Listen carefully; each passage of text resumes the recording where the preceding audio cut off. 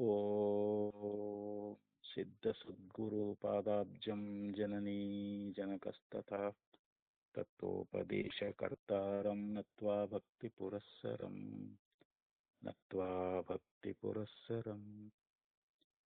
ಅದ್ವೈತ ಸಾರ್ವಭೌಮ ಚಕ್ರವರ್ತಿ ಜಗದ್ಗುರು ಸಿದ್ಧಾರೂಢ ಮಹಾಸ್ವಾಮಿಗಳವರ, ಜಗದ್ಗುರು ಗುರುನಾಥಾರೂಢ ಮಹಾಸ್ವಾಮಿಗಳವರ, ಜಗದ್ಗುರು ಭಾರತೀ ಅಪ್ಪಾಜಿಯವರ ಪವಿತ್ರ ಚರಣಾರವಿಂದಗಳಲ್ಲಿ ಅನಂತ ಕೋಟಿ ಶಿರಸಾಷ್ಟಾಂಗ ಪ್ರಣಾಮವನ್ನು ಸಲ್ಲಿಸುತ್ತೇನೆ. ಶ್ರವಣಾಪೇಕ್ಷ ತಮ್ಮೆಲ್ಲರಿಗೂ ಅನೇಕ ಶರಣಾರ್ಥಿಗಳು. ಬ್ರಹ್ಮಸೂತ್ರ 2ನೇ ಅಧ್ಯಾಯ 3ನೇ ಪಾದ, ಅದರಲ್ಲಿ 53ನೇ ಸೂತ್ರ. ಪ್ರದೇಶಾದಿತಿ ಚೇನ್ನ ಅಂತರ್ಭಾವಾತ್ ಅಂತ. ಇಲ್ಲಿ ಪೂರ್ವಪಕ್ಷಿಯಾದವನು ಆತ್ಮ ವಿಭು ಆದ್ರೂ ಕೂಡ ಒಂದು ಶರೀರದ ಪ್ರದೇಶ ಅನ್ನುವಂತಹದ್ದನ್ನ ಹೇಳಬಹುದಲ್ಲ ಅಂತ ಅವನು ಇಲ್ಲಿ ಆಕ್ಷೇಪವನ್ನ ಮಾಡ್ತಾ ಇದ್ದಾನೆ. ಅಂದ್ರೆ ಪ್ರದೇಶದಿಂದ ಇಲ್ಲಿ ವ್ಯವಸ್ಥೆ ಆಗ್ಬೋದಲ್ಲ ಅಂತಂದ್ರೆ ಹಾಗಲ್ಲ. ಯಾಕಂದ್ರೆ ಅಂತರ್ಭಾವ, ಅಲ್ಲಿ ಅಂತರ್ಭಾವ ಅನ್ನುವಂತಹದ್ದಾಗ್ತದೆ ಅಂತ. ಈಗ ಭಾಷ್ಯದಲ್ಲಿ ಆಚಾರ್ಯರು ಅದರ ಬಗ್ಗೆ ವಿವರಣೆ ಕೊಡ್ತಾ ಇದ್ದಾರೆ. ಅಥ ಉಚ್ಛೇತ ವಿಭುತ್ವೇ ಅಪಿ ಆತ್ಮನಃ ಶರೀರ ಪ್ರತಿಷ್ಠೇನ ಮನಸಾ ಸಂಯೋಗಃ ಶರೀರಾವಚ್ಛಿನ್ನೇ ಏವ ಆತ್ಮ ಪ್ರದೇಶೇ ಭವಿಷ್ಯತಿ. ಅಥ ಉಚ್ಛೇತ ಅಂದ್ರೆ ಹೀಗೂ ಕೂಡ ಪೂರ್ವಪಕ್ಷಿ ಹೇಳ್ಬೋದಂತ. ವಿಭುತ್ವೇ ಅಪಿ ಆತ್ಮನಃ, ಆತ್ಮ ಹೇಗದಾನ ಅಂತಂದ್ರೆ ವಿಭು. ವಿಭು ಅಂತಂದ್ರೆ ವ್ಯಾಪಕ ಅಂತ. ವಿಭು ಅಂದ್ರೆ ಆಕಾಶ ಅನ್ನುವಂತಹದ್ದು ಹೇಗೆ ವ್ಯಾಪಕವಾಗಿದೆಯೋ ಹಾಗೆ ಆತ್ಮನೂ ಕೂಡ ವ್ಯಾಪಕ, ಪರಿಪೂರ್ಣ, ಆಕಾಶದ ಎಲ್ಲ ಕಡೆ ತುಂಬಿಕೊಂಡಿದ್ದಾನೆ ಅಂತ ಹೇಳಿ ಇಲ್ಲಿ ಅವರು ಮೀಮಾಂಸಕರು ಹೇಳ್ತಾ ಇದ್ದಾರೆ. ಕಣಾದರು ಕೂಡ ಅವರು ಹೇಳ್ತಾ ಇದ್ದಾರೆ. ಇಲ್ಲಿ ಶರೀರ ಪ್ರತಿಷ್ಠೇನ ಮನಸಾ ಸಂಯೋಗ, ಇಲ್ಲಿ ಶರೀರದ ಒಂದು ಪ್ರತಿಷ್ಠಾನದಿಂದ ಅಂದ್ರೆ ಈ ನಮ್ಮ ಶರೀರದೊಳಗೆ ನಮ್ಮ ಮನಸ್ಸನ್ನುವಂತಹದ್ದು, ಆ ಮನಸ್ಸಿಗೂ ಮತ್ತು ಆತ್ಮನಿಗೂ ಒಂದು ಸಂಯೋಗ ಅನ್ನುವಂತಹದ್ದು ಆಗ್ತದೆ. ಪೂರ್ವದಲ್ಲಿ ಅದನ್ನು ಹೇಳ್ಕೊಂಡು ಬಂದ್ರಲ್ರವರು. ಅಂದ್ರೆ ಇಲ್ಲಿ ಆತ್ಮ ವಿಭು ಅದಾನಂದ್ರೂ ಕೂಡ ನಮ್ಮ ಶರೀರದೊಳಗಿರ್ತಕ್ಕಂಥ ಮನಸ್ಸಿನೊಳಗೆ ಯಾವೊಂದು ಸಂಯೋಗ ಅನ್ನುವಂತಹದ್ದು ಉಂಟಾಗ್ತದಲ್ಲ, ಅಂದ್ರೆ ಈಗ ಹೆಂಗ ಒಂದು ಕೊಡ ಅದು, ಕೊಡದೊಳಗ ಒಂದು ಆಕಾಶ ತೋರ್ತದ ನಮಗ, ಅದಕ್ಕೆ ನಾವು ಘಟಾಕಾಶ ಅಂತ ಕರಿತೀವಿ. ಕೊಡದೊಳಗಿರ್ತಕ್ಕಂಥ ಆಕಾಶಕ್ಕೆ ಅಂದ್ರೆ ಘಟದ ಹವಣ ಆಗಿ ತೋರ್ತದಂಥದ್ದು. ಕೊಡದೊಳಗೇನು ಪಳ್ಳು ಭಾಗ ಐತಲ್ರಿ, ಅದ್ರ ಹವಣಾಗಿ ತೋರುವುದರಿಂದ ಅದಕ್ಕೆ ಘಟಾವಚ್ಛಿನ್ನ ಆಕಾಶ ಅಂತ ಕರೀತಾರೆ. ಅವಚ್ಛಿನ್ನ ಅಂದ್ರೆ ಹವಣಾಗಿ ತೋರುವುದು ಅಂತ. ಆ ಕೊಡದ ಹವಣಾಗಿ ತೋರ್ತಕ್ಕಂಥ ಆಕಾಶಕ್ಕೆ ಘಟಾವಚ್ಛಿನ್ನ ಆಕಾಶ ಅಂತ ಕರೆದ್ರು. ಹಾಗೆ ಇಲ್ಲಿ ಶರೀರಾವಚ್ಛಿನ್ನೇ ಏವ, ಈ ನಮ್ಮ ಶರೀರದ ಒಳಗ ಅವಚ್ಛಿನ್ನ ಅಂದ್ರೆ ಏನು, ಅದರ ಹವಣಾಗಿ ಒಂದು ಪ್ರದೇಶ ಆಯ್ತಲ್ರಿ. ಇವಾಗ ಆ ಹೆಂಗ ವಿಭು ಆಗಿರ್ತಕ್ಕಂಥ ಆಕಾಶ ಒಂದು ಘಟ ನಿರ್ಮಾಣ ಆದಾಗ ಆ ಘಟದ ಒಳಗ ಅದ್ರ ಹವಣಾಗಿ ತೋರುವುದರಿಂದ ಅದು ಘಟಾವಚ್ಛಿನ್ನ ಆಕಾಶ ಅಂತ ಹೆಂಗೈತೋ ಹಂಗ ಈ ಶರೀರದ ಒಳಗ ಶರೀರಾವಚ್ಛಿನ್ನ ಚೈತನ್ಯ ಅಂತ. ಇಲ್ಲಿ ಶರೀರಾವಚ್ಛಿನ್ನೇ ಏವ ಆತ್ಮ ಪ್ರದೇಶ ಭವಿಷ್ಯತಿ. ಅಲ್ಲಿ ಆತ್ಮ ಪ್ರದೇಶ ಯಾವುದು ಅಂತಂದ್ರೆ ಶರೀರದ ಒಳಗಿರ್ತಕ್ಕಂಥ, ಶರೀರದ ಹವಣಾಗಿ ತೋರ್ತಕ್ಕಂಥ ಯಾವ ಆತ್ಮ ಅನ್ನುವಂತಹದ್ದೇನಾದ ಆ ಪ್ರದೇಶ ಅಂತ ಹೇಳ್ತಾ ಇದ್ದಾರೆ. ಅಂದ್ರೆ ಇಲ್ಲಿ ಪೂರ್ವಪಕ್ಷಿ ಅದನ್ನ ಈ ಮಾತನ್ನ ಹಿಂಗೂ ಹೇಳ್ತಾ ಇದ್ದಾನಂತ. ಆತ್ಮ ಪರಿಪೂರ್ಣ ಅದಾನಂದ್ರನು, ಆಕಾಶಂತೆ ವ್ಯಾಪಕ ಅದಾನಂದ್ರನು ಕೂಡ ಆ ಶರೀರದಲ್ಲಿರ್ತಕ್ಕಂಥ ಮನಸ್ಸನ್ನುವಂತಹದ್ದೇನದಲ್ಲ, ಅದರೊಂದಿಗೆ ಆಗ್ತಕ್ಕಂಥ ಒಂದು ಸಂಯೋಗ ಅಂದ್ರೆ ಇಲ್ಲಿ ಶರೀರಾವಚ್ಛಿನ್ನವಾಗಿರ್ತಕ್ಕಂಥ ಆ ಪ್ರದೇಶದೊಳಗೆ ಆಗ್ತದ. ಆದ್ದರಿಂದ ಆ ಪ್ರದೇಶದಿಂದ ಆಗ್ತಕ್ಕಂಥ ಒಂದು ವ್ಯವಸ್ಥೆ ಎನ್ನುವಂತಹದ್ದು ಇಲ್ಲಿ ಅದಕ್ಕಂತಾರ ಅವರು ಅತಃ ಪ್ರದೇಶ ಕೃತ್ವ ವ್ಯವಸ್ಥಾ ಅಭಿಸಂಧ್ಯ ಸಂಧ್ಯಾದೀನಾಂ ಅದೃಷ್ಟಸ್ಯ ಸುಖ ದುಃಖಯೋಶ್ಚ ಭವಿಷ್ಯತಿ ಇತಿ. ಆ ಪ್ರದೇಶವನ್ನು ಇಟ್ಟುಕೊಂಡು, ಯಾಕೆ ನಮ್ಮ ಶರೀರದೊಳಗೆ ಹವನಾಗಿ ತೋರ್ತಕ್ಕಂಥ ಅಲ್ಲಿ ಆತ್ಮ ಮತ್ತು ಮನಸ್ಸುಗಳ ಒಂದು ಸಂಯೋಗದಿಂದ ಇಲ್ಲಿ ಅಭಿಸಂಧಿಯಾಗಲಿ ಅಥವಾ ಅದೃಷ್ಟ ಆಗಲಿ ಮತ್ತು ಸುಖ ದುಃಖಗಳಾಗಲಿ ಇವು ಆಗ್ತಾವಂತ ಹೇಳ್ಬಹುದಲ್ಲ ಅಂತ ಅವನು ಪ್ರಶ್ನೆ. ಇಲ್ಲಿ ಪೂರ್ವ ಪಕ್ಷಿ ಏನಂತ ಇದ್ದಾನ, ಆತ್ಮವ್ಯಾಪಕ ಸರಿ ಅದನ್ನು ಒಪ್ಕೊಳ್ತೀವಿ, ಆದ್ರೆ ನಮ್ಮ ಶರೀರದಲ್ಲಿರ್ತಕ್ಕಂಥ ಮನಸ್ಸನ್ನುವಂತಹದ್ದು ಏನದಲ್ಲ, ಆ ಮನಸ್ಸಿಗೂ ಆತ್ಮನಿಗೂ ಸಂಯೋಗ ಅನ್ನುವಂತಹದ್ದು ಉಂಟಾಗಿ ಆ ಆತ್ಮ ಪ್ರದೇಶದೊಳಗೆ ಅಂದ್ರೆ ಏನು ಶರೀರ ಹವನಾಗಿ ತೋರ್ತಕ್ಕಂಥ ಯಾವ ಒಂದು ಆತ್ಮ ಪ್ರದೇಶ ಅನ್ನುವಂತಹದ್ದು ಐತಲ್ಲ, ಆತ್ಮ ಪ್ರದೇಶದೊಳಗ ಅಲ್ಲಿ ಒಂದು ಅಭಿಸಂಧಾದಿಗಳಾಗ್ಲಿ ಅದೃಷ್ಟ ಆಗಲಿ ಮತ್ತು ಸುಖ ದುಃಖಗಳಾಗಲಿ ವ್ಯವಸ್ಥೆ ಅನ್ನುವಂತಹದ್ದು ಆಗಬಹುದಲ್ಲ ಅಂತ ಇವನ ಆಕ್ಷೇಪ ರೀ. ಯಾರ್ದು ಪೂರ್ವ ಪಕ್ಷಿ ಆಕ್ಷೇಪ. ಅಂದ್ರೆ ಒಂದೊಂದು ಮನಸ್ಸು ಒಂದೊಂದು ಶರೀರದೊಳಗೆ ಅದಾವ. ಎಲ್ಲಾ ಶರೀರದಲ್ಲಿ ಒಂದೊಂದು ಮನಸ್ಸು ಅದಾವಲ್ರಿ ಇವಾಗ. ಆ ಮನಸ್ಸಿನೊಡನೆ ಆಗುವಂತ ಸಂಯೋಗ, ಈ ನಮ್ಮ ನಮ್ಮ ಶರೀರದೊಳಗೆ ನಮ್ದು ಒಂದು ಮನಸ್ಸು ಅದ, ಇನ್ನೊಂದು ಶರೀರದಲ್ಲಿ ಇನ್ನೊಂದು ಮನಸ್ಸು ಅದ. ಹಿಂಗ ಒಂದೊಂದು ಶರೀರದಲ್ಲಿ ಒಂದೊಂದು ಮನಸ್ಸು ಒಂದೊಂದು ಶರೀರದೊಳಗೆ ಅದ. ಆ ಮನಸ್ಸಿನೊಡನೆ ಆಗ್ತಕ್ಕಂಥ ಈ ಸಂಯೋಗ ಅಂದ್ರೆ ಆ ಘಟಾವಚ್ಛಿನ್ನ ಆಕಾಶ, ಘಟದ ಹವನಾಗಿ ತೋರ್ತಕ್ಕಂಥ ಏನ್ ಆಕಾಶ ಅದಲ್ಲ, ಅದರಂಗ ಆಯಾ ಶರೀರಕ್ಕ ಅದು ಸಂಬಂಧ ಆಗಿರ್ತದಂತ. ಈಗ ಒಂದು ಶರೀರ ಅದ ಅಂತಂದ್ರೆ ಆ ಶರೀರದಲ್ಲಿರ್ತಕ್ಕಂಥ ಮನಸ್ಸು ಆತ್ಮನಿಗೂ ಅಲ್ಲಿ ಸಂಬಂಧ ಆಗಿರ್ತದ ಅಂತ, ಸಂಯೋಗ ಆಗಿರ್ತದ. ಆದ್ರಿಂದ ಈ ಶರೀರದಲ್ಲಿರ್ತಕ್ಕಂಥ ಒಂದು ಮನಸ್ಸಿನ ಸಂಯೋಗದಿಂದ ಆಗುವಂತ ಸುಖ ದುಃಖಗಳು, ಈಗ ನಮ್ಮ ಶರೀರದೊಳಗ ಏನ್ ಆತ್ಮ ಅದಲ್ಲ, ಅದು ನಮ್ಮ ಮನಸ್ಸಿನ ಜೊತೆಯೊಳಗೆ ಸಂಯೋಗ ಆದಾಗ ಅಲ್ಲಿ ನಮಗೆ ಸುಖ ದುಃಖಗಳು ತೋರ್ತಾ ಇದ್ದಾವೆ. ಅದು ಈ ಶರೀರದ ಪ್ರದೇಶದೊಳಗೆ ಅಷ್ಟ ಆಗ್ತಾ ಇದ್ದಾವೆ. ಅಂದ್ರೆ ಸಂಯೋಗ ಎಲ್ಲಿ ಆಗ್ತೈತೋ ಅಲ್ಲಿನೇ ಸುಖ ದುಃಖಗಳು ತೋರ್ತಾ ಇದ್ದಾವಂತ. ಈ ಆತ್ಮನಿಗೂ ಮನಸ್ಸಿಗೂ ಸಂಯೋಗ ಆದಾಗ್ಲಿ ನಮಗೆ ಸುಖ ದುಃಖಗಳ ಅನುಭವ ಆಗ್ತೈತಿ. ಈಗ ನಮಗೆ ಸುಖ ಅಥವಾ ದುಃಖದ ಅನುಭವ ಆಗ್ಬೇಕು ಅಂತಂದ್ರೆ ಅದು ಎಲ್ಲಿ ನಮ್ಮ ಒಳಗ ಅಲ್ರಿ, ನಮ್ಮ ಶರೀರದ ಒಳಗ ಅಲ್ರಿ. ಇವಾಗ ಶರೀರದೊಳಗ ಆತ್ಮನೂ ಅದಾನ, ಮನಸ್ಸು ಅದ. ಆತ್ಮನಿಗೂ ಮನಸ್ಸಿಗೂ ಒಂದು ಸಂಯೋಗ ಆದಾಗ ಅಲ್ಲಿ ನಮ್ಗ ಸುಖ ಮತ್ತು ದುಃಖದ ಅನುಭವ ಅನ್ನುವಂತಹದ್ದು ಆಗ್ತದ. ಅಂದ್ರೆ ಆ ಸಂಯೋಗ ಆದಾಗ್ಲೇ, ಅಂದ್ರೆ ಯಾವ ಪ್ರದೇಶದೊಳಗ ಶರೀರ ಅನ್ನುವಂತ ಪ್ರದೇಶದೊಳಗನ ಇದು ಆಗುವಂತಹದ್ದಾಗೈತಿ. ಆ ಸಂಯೋಗ ಎಲ್ಲಿ ಆಗ್ತೈತೋ ಅಲ್ಲೇ ಸುಖ ದುಃಖ ಆಗ್ತಾವು ಅಂತೇಳಿ ನಾವು ಈ ರೀತಿ ಕಲ್ಪಿಸಬಹುದಲ್ಲ ಅಂತ ಇದು ಪೂರ್ವ ಪಕ್ಷ. ಇದು ಇಷ್ಟು ಪೂರ್ವ ಪಕ್ಷ ಹೇಳ್ತಾ ಇದ್ದಾನ ಅವನು. ಇಲ್ಲಿ ಅಭಿಸಂಧ್ಯಾದಿಗಳಾಗ್ಲಿ ಅದೃಷ್ಟ ಆಗ್ಲಿ ಸುಖ ದುಃಖಗಳಾಗ್ಲಿ ಅಲ್ಲಿ ಒಂದು ಪ್ರದೇಶ ಐತಲ್ಲ ಶರೀರದೊಳಗ, ಆ ಆತ್ಮ ಅಲ್ಲಿ ಹವನಾಗಿ ತೋರ್ತಾ ಶರೀರದ ಒಳಗ ಅವಚ್ಛಿನ್ನವಾಗಿ ತೋರ್ತಾ ಇದ್ದಾನಲ್ಲ, ಆತ್ಮನಿಗೂ ಅಲ್ಲಿ ಮನಸ್ಸಿಗೂ ಸಂಬಂಧ ಅನ್ನುವಂತಹದ್ದು, ಸಂಯೋಗ ಸಂಬಂಧ ಅನ್ನುವಂತಹದ್ದು ಉಂಟಾಗಿ ಅಲ್ಲಿ ಅಭಿಸಂಧಾದಿಗಳಾಗ್ಲಿ ಅದೃಷ್ಟ ಆಗ್ಲಿ ಸುಖ ದುಃಖಾದಿಗಳ ವ್ಯವಸ್ಥೆ ಅನ್ನುವಂತಹದ್ದು ಆಗ್ತದಲ್ಲ ಅಂತಂದ್ರೆ ಅದಕ್ಕೆ ಇಲ್ಲಿ ಆಚಾರ್ಯ ಹೇಳ್ತಾ ಇದ್ದಾರೆ, ತದಪಿ ನ ಉಪಪದ್ಯತೆ, ನೀ ಹೇಳುವಂತದ್ದು ಇದು ಹೊಂದೋದಿಲ್ಲ. ಯಾಕೆ? ಅಕಸ್ಮಾತ್ ಯಾಕೆ ನೀ ಹೇಳೋದು ಯಾಕೆ ಹೊಂದೋದಿಲ್ಲ ಅನ್ನೋದನ್ನ ಹೇಳ್ತಾ ಇದ್ದೀನಿ. ಅಂತರ್ಭಾವಾತ್, ಇಲ್ಲಿ ಅಂತಃ ಅಂದ್ರೆ ಒಳಗ, ನಮ್ಮ ಶರೀರದ ಒಳಗ ಅಂತ ಅರ್ಥ. ಇಲ್ಲಿ ಅಂತರ್ಭಾವ ಆಗೋದ್ರಿಂದ ಅಂತ ಹೇಳ್ತಾ ಇದ್ದಾರೆ. ಯಾಕಂತಂದ್ರೆ ಇಲ್ಲಿ ಅವರು ಆತ್ಮ ವಿಭು ಅಂತ ಒಪ್ಕೊಂಡಿದ್ದಾರೆ. ವಿಭುತ್ವ ಅವಿಶೇಷಾತ್ ಈ ಸರ್ವ ಏವ ಆತ್ಮನ ಸರ್ವ ಶರೀರೇಶು ಅಂತರ್ಭವಂತಿ. ಇಲ್ಲಿ ವಿಭುತ್ವ ಅನ್ನುವಂಥದ್ದು, ವಿಭು ಅಂದ್ರೆ ವ್ಯಾಪಕ ಅಂತ, ಎಲ್ಲಾ ಕಡೆಯಲ್ಲಿ ತುಂಬಿಕೊಂಡಿರುವುದು. ಇಲ್ಲಿ ಒಂದ ಶರೀರದೊಳಗೆ ಒಂದ ಆತ್ಮ ಅಂತ ಹೇಳಂಗಿಲ್ಲ ಅವರು. ಆತ್ಮ ವ್ಯಾಪಕ ಅದಾನ, ಆದ್ರೆ ಒಬ್ಬ ಆತ್ಮ ಅಲ್ಲ, ಅನಂತ ಆತ್ಮಗಳದಾವಂತ.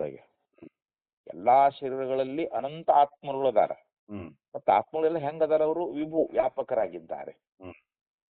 ಆತ್ಮ ವ್ಯಾಪಕ ಅದಾನ, ಒಬ್ಬನೇ ಅಲ್ಲ, ಅನಂತ ಆತ್ಮರುಗಳು ಒಂದ ಶರೀರದೊಳಗ, ಒಂದ ಶರೀರ ಎಲ್ಲಾ ಶರೀರದಲ್ಲಿ ಅಂತ ಎಷ್ಟು ಶರೀರಗಳದಾವು, ಎಲ್ಲಾ ಶರೀರಗಳಲ್ಲಿ ವಿಭುವಾಗಿರ್ತಕ್ಕಂಥ ಆತ್ಮರುಗಳು ಆ ಶರೀರದೊಳಗ ಅದಾರ ಅಂತ. ಅದು ಅವಿಶೇಷಾತ್ ಅಂತಂದ್ರೆ ಏನು? ಎಲ್ಲಾ ಶರೀರದಲ್ಲಿ ಇರ್ತಕ್ಕಂಥದ್ದು ಅಂತ. ವಿಭುತ್ವ ಅವಿಶೇಷಾತ್. ಅಂದ್ರೆ ಆ ವ್ಯಾಪಕ ಆತ್ಮ ವ್ಯಾಪಕ ಅನ್ನುವಂಥದ್ದು ಇದು ಎಲ್ಲಾ ಶರೀರಗಳಲ್ಲಿ ಇರುವುದರಿಂದ ಸರ್ವ ಏವ ಆತ್ಮನಃ ಸರ್ವ ಶರೀರೇಶು ಅಂತರ್ಭವಂತಿ. ನೋಡ್ರಿ, ಇಲ್ಲಿ ಆತ್ಮರುಗಳು ಎಲ್ಲಾ ಶರೀರಗಳಲ್ಲಿ ಅದಾರಂತ. ಪ್ರತಿಯೊಂದು ಶರೀರಗಳಲ್ಲಿ ಅವರು ವ್ಯಾಪಕವಾಗಿ ಅದಾರಂತ. ಮತ್ತೆಲ್ಲಾ ಆತ್ಮರುಗಳು ಮತ್ತಲ್ಲಿ ವ್ಯಾಪಕವಾಗಿ ಎಲ್ಲಾ ಶರೀರಗಳಲ್ಲಿ ಅದಾರ ಅನ್ನುವಂಥದ್ದು ಅವರು ಸಿದ್ಧಾಂತ ಈಗಿದೆ. ಅವ್ರು ಅದನ್ನ ಹೇಳ್ತಾ ಇದ್ದಾರೆ. ಅವರು ಅಂದ್ರೆ ಪ್ರತಿಯೊಬ್ಬ ಆತ್ಮನಿಗೂ ಪ್ರತಿಯೊಂದು ಶರೀರದಲ್ಲಿಯೂ ಕೂಡ ಅಲ್ಲಿ ಒಂದು ಮನಸ್ಸಿನ ಸಂಯೋಗ ಅನ್ನುವಂಥದ್ದು ಆಗ್ತದಂತ. ಮತ್ತೆಲ್ಲಾ ಶರೀರದ ಒಳಗೆ ಅದಾರ ಅಂತಂದ ಬಳಿಕ ಪ್ರತಿಯೊಬ್ಬ ಆತ್ಮನಿಗೂ ಅಲ್ಲಿ ಮನಸ್ಸಿನ ಸಂಯೋಗ ಆಗತೈತಲ್ರಿ ಇವಾಗ. ಮತ್ತೆ ಎಲ್ಲಾ ಶರೀರಗಳಲ್ಲಿ ಎಲ್ಲಾ ಆತ್ಮರು ಅದಾರ. ಈಗ ಬರೇ ಒಂದು ಶರೀರದೊಳಗೆ ಅಲ್ಲ, ಪ್ರತಿಯೊಂದು ಶರೀರಗಳು ಎಷ್ಟು ಶರೀರಗಳದಾವು, ಪ್ರತಿಯೊಂದು ಶರೀರದಲ್ಲಿ ಅನೇಕ ಆತ್ಮರು ಅದಾರ. ಮತ್ತು ಆತ್ಮರು ಹೇಗದಾರ? ಅವರು ವ್ಯಾಪಕ ಅದಾರ ಅಂತ ಹೇಳ್ತಾರೆ ಅವರು. ಆ ವ್ಯಾಪಕರಾಗಿರ್ತಕ್ಕಂಥ ಎಲ್ಲಾ ಆತ್ಮರುಗಳು ಎಲ್ಲಾ ಶರೀರಗಳಲ್ಲಿ ಅದಾರ ಅಂತ. ಹಾಗಾದ್ರೆ ಮನಸ್ಸಿನ ಸಂಯೋಗ ಮತ್ತೆ ಎಲ್ಲಾ ಆತ್ಮರಿಗೂ ಆದಂಗಾಯ್ತು. ಮನಸ್ಸಿನ ಒಂದ ಆತ್ಮ ಅಂತ ನೀವು ಯಾಕೆ ಹೇಳ್ತೀರಿ?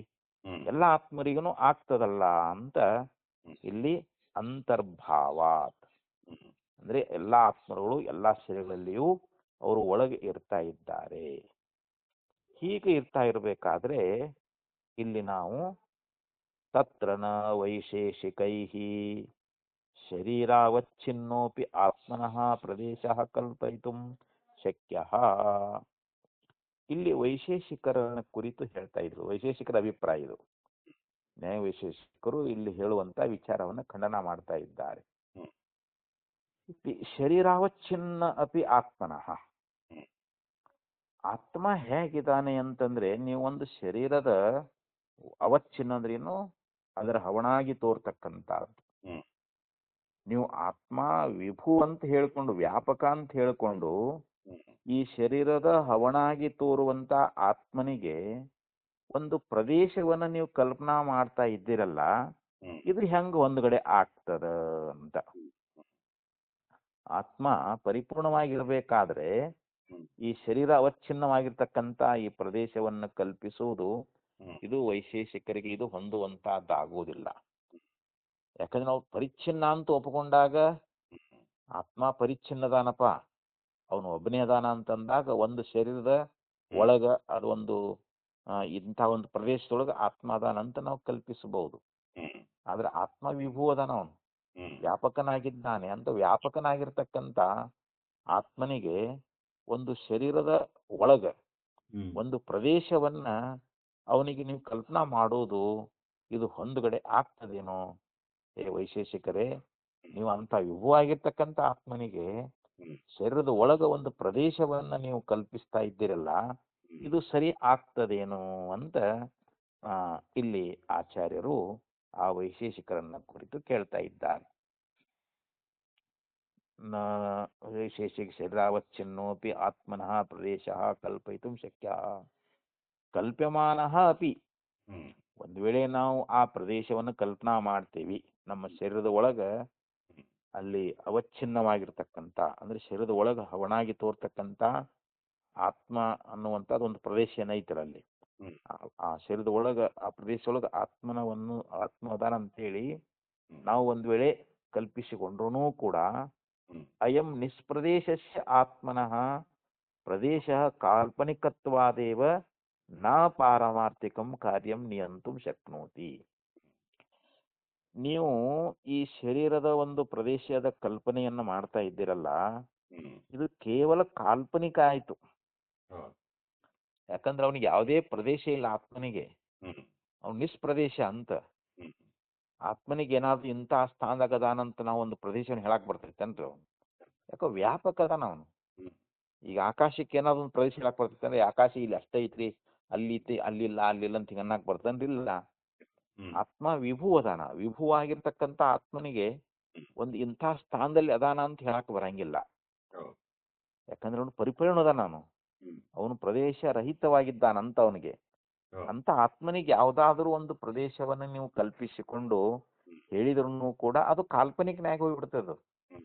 ನೀವು ಹೇಳಿದಂತ ಪ್ರದೇಶ ಅದು ಕಾಲ್ಪನಿಕವೇ ಆಗಿರುವುದರಿಂದ ಆ ಪ್ರದೇಶವನ್ನು ನೀವು ಕಲ್ಪಿಸಿದ್ರೂ ಕೂಡ ಅದು ಪಾರಮಾರ್ಥಿಕವಾಗಿರ್ತಕ್ಕಂಥ ಒಂದು ಕಾರ್ಯವನ್ನ ನಮಗ ಗುರ್ತೈಸ್ಲಿಕ್ಕೆ ಆಗುವುದಿಲ್ಲ ಅಂತ. ಆ ಪಾರಮಾರ್ಥಿಕವಾಗಿರ್ತಕ್ಕಂಥ ಒಂದು ಕಾರ್ಯ ಅನ್ನುವಂತಹದ್ದು ಅಂದ್ರೆ ಆ ಪ್ರದೇಶ ಇಲ್ಲದೆ ಇದ್ರೂ ಕೂಡ ಇದೆ ಅಂತ ನಾವು ಕಲ್ಪಿಸಿದ ಮಾತ್ರದಿಂದ ಅಲ್ಲಿ ನಮಗೆ ಸತ್ಯವಾಗಿರ್ತಕ್ಕಂಥ ಸುಖ ದುಃಖಗಳು ಈ ಭೋಗದ ವ್ಯವಸ್ಥೆ ಎನ್ನುವಂತಹದ್ದು ಇದು ಆಗುವುದಿಲ್ಲ ಅಂತ. ಅವನಿಗೆ ಪ್ರದೇಶ ಇಲ್ಲ ಅಂದ್ರೂ ಕೂಡ ನಾವು ಪ್ರದೇಶವನ್ನು ಕಲ್ಪಿಸ್ತೀವಿ ಅಂತಂದ್ರೆ ಆ ಕಲ್ಪಿತವಾಗಿರ್ತಕ್ಕಂಥ ಪ್ರದೇಶ ಅದರ ಮಾತ್ರದಿಂದ ನಾವು ಅಲ್ಲಿ ಸತ್ಯವಾಗಿರ್ತಕ್ಕಂಥ ಸುಖ ದುಃಖಾದಿಗಳು ಈ ಭೋಗದ ವ್ಯವಸ್ಥೆ ಎನ್ನುವಂತಹದ್ದು ಇದು ಆಗೋದಿಲ್ಲ ಅಂಥೇಳಿ ಇಲ್ಲಿ ಆಚಾರ್ಯರು ಆ ವೈಶೇಷಿಕರನ್ನ ಕುರಿತು ಪ್ರಶ್ನೆಯನ್ನ ಮಾಡ್ತಾ ಇದ್ದಾರೆ. ಅವ್ರನ್ನ ಕುರಿತು ಕೇಳ್ತಾ ಇದ್ದಾರೆ ಅಂತ. ಕಲ್ಪ್ಯಮಾನ ಅಪಿ ಅಯಂ ನಿಷ್ಪ್ರದೇಶಸ್ಯ ಆತ್ಮನಃ ಪ್ರದೇಶ ಕಾಲ್ಪನಿಕತ್ವಾದೇವ ನ ಪಾರಮಾರ್ಥಿಕಂ ಕಾರ್ಯಂ ನಿಯಂತುಂ ಶಕ್ನೋತಿ. ಪಾರಮಾರ್ಥಿಕ ಅಂದ್ರೆ ಇಲ್ಲಿ ಸತ್ಯವಾಗಿರ್ತಕ್ಕಂಥ ಕಾರ್ಯ. ಈಗ ಸುಖ ದುಃಖಗಳು ನಮಗೆ ಸತ್ಯವಾಗಿ ತೋರ್ತಾ ಇದ್ದಾವಿಲ್ರಿ. ಈ ಜೀವ ಹೇಳ್ತಾ ನಾನು ಸುಖಿಯದಿನ ದುಃಖಿಯದಿನ ಅಂತ ಹೇಳ್ತಾ ಇದ್ದಾನಲ್ಲ, ಮತ್ತ ಆ ಸುಖ ದುಃಖಗಳು ನಮಗ್ ಸತ್ಯವದಾವು. ಆದ್ರೆ ನೀವು ಹೇಳುವಂತ ಪ್ರದೇಶ ಏನದದು ಕಾಲ್ಪನಿಕ. ಕಾಲ್ಪನಿಕವಾಗಿರ್ತಕ್ಕಂಥ ಪ್ರದೇಶದಲ್ಲಿ ನೀವು ಆತ್ಮನಿಗೆ ಅಸ್ತಿತ್ವವನ್ನು ನೀವು ಹೇಳುವುದಾದರೆ ಅವಾಗ ಇಲ್ಲಿ ಪಾರಮಾರ್ಥಿಕವಾಗಿರ್ತಕ್ಕಂಥ ಕಾರ್ಯ ಅನ್ನುವಂತಹದ್ದು ಇಲ್ಲಿ ಹೊಂದೋದಿಲ್ಲ ಅಂತ. ಸುಖ ದುಃಖಾದಿಗಳು ಯಾಕಂದ್ರೆ ಇವು ಸತ್ಯವಾಗಿದ್ದಾವೆ, ಮತ್ ಇವು ಕೂಡ ಇದು ಇವು ಕಾಲ್ಪನಿಕ ಆಗ್ಬೇಕಾಗಿತ್ತು. ಇವು ಸತ್ಯವಾಗಿ ಸುಖ ದುಃಖ ತೋರ್ತಾ ಇದ್ದಾವಲ್ಲ, ಅದಕ್ಕೆ ಪಾರಮಾರ್ಥಿಕ ಕಾರ್ಯವನ್ನ ಅದು ನಿಯಂತ್ರಿಸಲು ಶಕ್ಯ ಉಳ್ಳದ್ದಾಗೋದಿಲ್ಲ. ನ ಶಕ್ನೋತಿ ಅಂತ, ಕಾರ್ಯಂ ನಿಯಂತುಂ ನ ಶಕ್ನೋತಿ ಅಂತ ಹೇಳಿದ್ರು. ಶರೀರಮಪಿ ಸರ್ವಾತ್ಮ ಸನ್ನಿಧೌ ಉತ್ಪದ್ಯಮಾನಂ ಅಸ್ಯೈವ ಆತ್ಮನ ಇತರೇಷಾಂ ಇತಿ ನ ನಿಯಂತುಂ ಶಕ್ಯಂ. ಮತ್ ಇನ್ನು ಒಂದು ಅವರಲ್ಲಿ ದೋಷವನ್ನು ಹೇಳ್ತಾರೆ ಆಚಾರ್ಯರು. ನೋಡು, ನೀವ್ ಏನಂತೀರಿ ಅಂತಂದ್ರೆ ಶರೀರ ಅನ್ನುವಂತಹದ್ದು ಎಲ್ಲಾ ಆತ್ಮರುಗಳ ಒಂದು ಸನ್ನಿಧಿಯೊಳಗ ಅದ. ಎಲ್ಲಾ ಆತ್ಮರುಗಳು ಶರೀರದೊಳಗ ಅದಾರ. ಈ ಒಂದು ಶರೀರದಲ್ಲಿ ಒಂದೇ ಆತ್ಮ ಅಂತ ಒಪ್ಪಂಗಿಲ್ಲ ಅವರು. ಅನೇಕ ಆತ್ಮರುಗಳು ವ್ಯಾಪಕವಾಗಿ ಎಲ್ಲಾ ಶರೀರಗಳಲ್ಲಿ ಅದಾರ ಅಂತ ಹೇಳ್ತಾರೆ ಈಗ ಅವರು. ಹೀಗೆ ಹೇಳಿದಾಗ ಏನಾಗ್ತೈತಿ ಅಂತಂದ್ರೆ ಅದಕ್ಕಂತಾರ ಅವರು, ಈ ಶರೀರ ಅನ್ನುವಂತಹದ್ದು ಎಲ್ಲಾ ಆತ್ಮರುಗಳ ಒಂದು ಸನ್ನಿಧಿಯಲ್ಲಿ ಉಂಟಾಗುವುದರಿಂದ ಈ ಆತ್ಮನದು ಈ ಶರೀರ ನೋಡಪ್ಪ, ಈ ಆತ್ಮಂದ್ ಈ ಶರೀರ, ಆ ಆತ್ಮಂದ್ ಆ ಶರೀರ, ಹಿಂಗ ನಾವು ಅದನ್ನ ಗುರ್ತು ಮಾಡಕ್ ಆಗ್ತದೇನು? ಈ ಆತ್ಮದಿದೆ, ಈ ಆತ್ಮನಿಗೆ ಅಟ್ಟ ಈ ಶರೀರ ಸಂಬಂಧಪಟ್ಟದ. ಬೇರೆ ಆತ್ಮಗಳು ಅದಾರ ಅಂದ್ರೂ ಅವ್ರಿಗೆ ಸಂಬಂಧ ಇಲ್ಲ. ಅನೇಕ ಆತ್ಮ ಶರೀರಗಳು ಅದಾರ, ಆದ್ರ ಒಬ್ಬೊಬ್ಬ ಆತ್ಮ ಅನಂತ ಆತ್ಮರ ಅಂತ ಹೇಳ್ತಾರಲ್ರಿ ಇವಾಗ. ಈ ಆತ್ಮನಿಗೆ ಈ ಶರೀರ ಸಂಬಂಧ ಐತಿ, ಆ ಶರೀರದೊಳಗ ಆ ಆತ್ಮನಿಗೆ ಸಂಬಂಧ ಐತಿ. ಹಿಂಗ ನಾವು ಗುರ್ತೈಸ್ಲಿಕ್ಕೆ ಬರ್ತದೇನು ಅಂತಂದ್ರ ನಮಗಿಲ್ಲಿ ಗುರ್ತು ಮಾಡಕ ಆಗುವುದಿಲ್ಲ ಅಂತ ಹೇಳ್ತಾ ಇದ್ದಾರೆ. ಯಾಕಂದ್ರೆ ನಾವು ಒಂದಾನೊಂದು ಪ್ರದೇಶವನ್ನು ನಾವು ಹೇಳಿದ್ರು ಕೂಡ ಅಲ್ಲಿ ನಮಗ ಅದನ್ನ ಗುರ್ತಿಸ್ಲಿಕ್ಕೆ ಆಗೋದಿಲ್ಲ. ಇಲ್ಲಿ ಮತ್ತೆ ಹೇಳ್ತಾರೆ ಭಾಷ್ಯದಲ್ಲಿ, ಅದಕ್ಕಂತಾರ ಅವರು, ಶರೀರಮಪಿ ಸರ್ವಾತ್ಮ ಸನ್ನಿಧೌ ಉತ್ಪದ್ಯಮಾನಂ ಅಸ್ಯೈವ ಆತ್ಮನಃ ನ ಇತರೇಷಾಂ. ಅಂದ್ರೆ ಈ ಆತ್ಮನದು ಈ ಶರೀರವೇ, ನ ಇತರೇಷಾಂ ಇದು ಬೇರೆಯವರ ಶರೀರ ಅನ್ನುವಂತಹದ್ದು ಇದು ಅಲ್ಲ ಅಂತೇಳಿ ಇತಿ ನ ನಿಯಂತುಂ ಶಕ್ಯಂ. ಹೀಗೆ ನಾವು ಅಲ್ಲಿ ನಿರ್ಣಯಿಸಲಿಕ್ಕೆ ಆಗೋದಿಲ್ಲ ಅಂತ. ಪ್ರದೇಶ ವಿಶೇಷ ಅಭ್ಯುಪಗಮೆ ಅಪಿ ಚ ದ್ವಯೋರಾತ್ಮನೋ ಸಮಾನ ಸುಖ ದುಃಖ ಭಾಜೋ ಕದಾಚಿತ್ ಏಕೈನೈವ ತಾವತ್ ಶರೀರೇಣ ಉಪಭೋಗ ಸಿದ್ಧಿ ಸ್ಯಾತ್. ಒಂದ್ ವೇಳೆ ಪ್ರದೇಶವನ್ನ ನಾವು ವಿಶೇಷವಾಗಿ ಅಭ್ಯುಪಗಮೆ ಅಪಿ ನಾವು ಒಪ್ಪಿಕೊಂಡಿದ್ದಾರೆ, ಆದರೆ ದ್ವಯೋ ಆತ್ಮನೋ ಸಮಾನ ಸುಖ ದುಃಖ ಭಾಜೋ ಕದಾಚಿತ್ ಏಕನೈವ ತಾವತ್ ಶರೀರೇಣ ಉಪಭೋಗ ಸಿದ್ಧಿ. ಇಲ್ಲಿ ಇಬ್ಬರು ಆತ್ಮರು ಅದಾರ ಅಂತ ತಿಳ್ಕೊಡ್ರಿ. ಇಲ್ಲಿ ನಾವು ಒಂದ್ ವೇಳೆ ಇಲ್ಲ ನಾವು ಪ್ರದೇಶವನ್ನು ಹೇಳ್ತೀವಿ ಅಂತ ಒಂದ್ ವೇಳೆ ನಾವು ಅಂದದ್ದಾದ್ರೆ, ನಾವು ಪ್ರದೇಶವನ್ನು ಒಪ್ಕೊಂಡಿದ್ದಾದ್ರೆ, ಇಲ್ಲಿ ಮೊದಲನೇದಾಗಿ ಏನಂತ ಇದ್ದಾರ, ಈ ಸುಖ ದುಃಖಗಳು ಅಂತ ಏನದಾವಲ್ರಿ, ಇವು ಸಮಾನವಾಗಿ ಈ ಸುಖ ದುಃಖಗಳನ್ನ ಹೊಂದುವಂತ ಇಬ್ಬರು ಆತ್ಮರುಗಳಿಗೆ ಅಂದ್ರೆ ಒಂದೊಂದು ವೇಳೆ ಒಂದೇ ಶರೀರದಿಂದಲೇ ಆ ಉಪಭೋಗ ಸಿದ್ಧ ಆದ್ರೂ ಕೂಡ ಆಗಬಹುದು ಅಂತ.